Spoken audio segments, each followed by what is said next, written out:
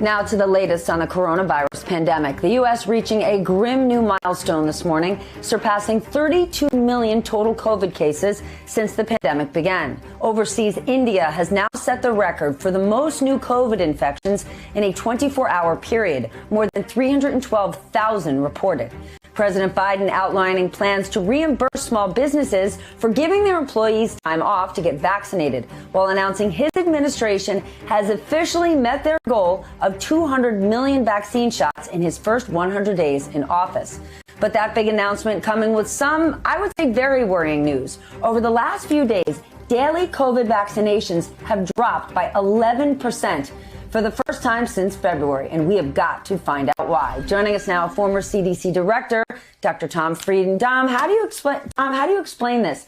A drop in vaccinations doesn't ever. I mean, why?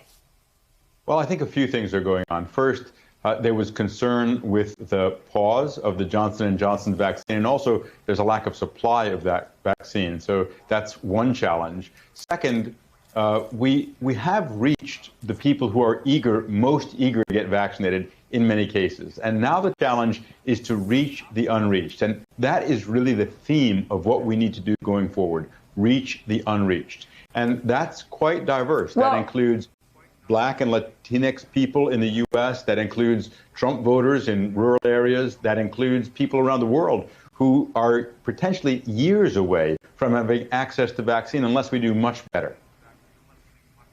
Well, then let's talk about them, because you participated in another focus group of vaccine hesitant Trump supporters, and I want to share a bit of what they said. Watch this.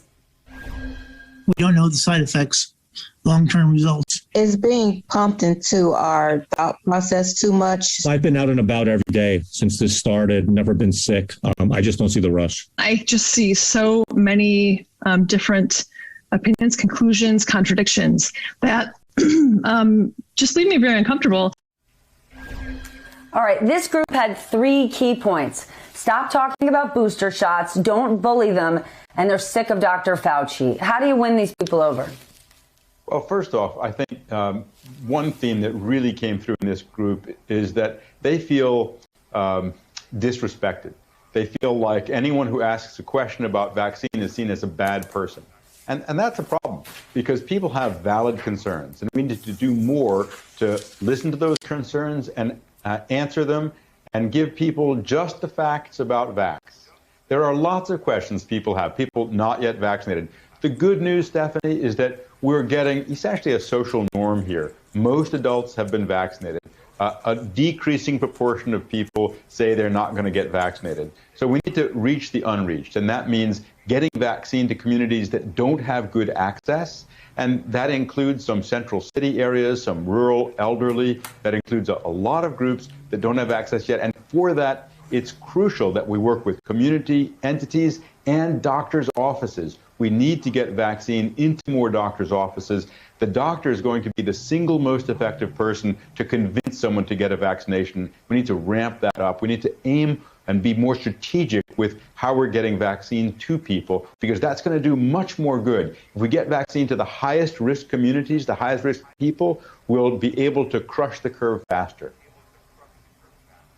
Get them more facts about vax. I do have to ask you before you go, and I'm almost out of time. Take me out of the ideal situation and get me to the realistic one. This growing debate over whether people should wear masks outside. If we don't have to wear them inside restaurants when we're in an enclosed space sitting across from people, why do we have to wear them outdoors? Well, it really depends on the level of spread in a community. If you're in Michigan right now, you shouldn't be in a restaurant. Really, frankly. Also, for some outside environments... Well, then go outside. Do we need them outside? I would say they're not essential unless there's a very high rate of spread or you're close to people. You know, there are different outdoors. There's an outdoors where people are packed together, cheek to jowl, and there's an outdoors where you're walking in the woods on your own. So I think you have to take it with the context in mind. I know that's not the kind of simple answer that people like. I wear them outside here in New York City. It makes other people comfortable. and I may, quickly go into a store for something, and I may not have a mask to quickly put on. So I think this is one of the things that should change in the coming months. As more people get vaccinated, we'll reduce case numbers, and I think we can stop wearing masks outside in communities where we don't have intense levels of spread. Hey, thanks for watching our YouTube channel. You should know that you can follow today's top stories and breaking news and catch up on your favorite MSNBC shows all in one place. Download the NBC News app today.